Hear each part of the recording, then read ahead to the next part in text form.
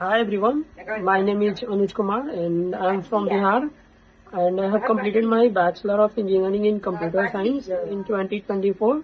Then after I came to know about eVision 45 days live internship program through Nidhi ma'am.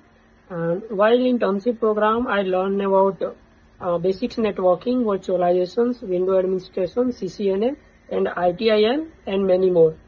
And after completed the 45 days live internship program, I also gain a good skills in placement training programs. Now I am placed in a good company, Progressive InfoVision, as a desktop support L2 with good package, 3 LPA, and especially thanks to Nidhi ma'am, Priya ma'am, and Ganesh Murthy sir for the good guidance and support to us get a placements.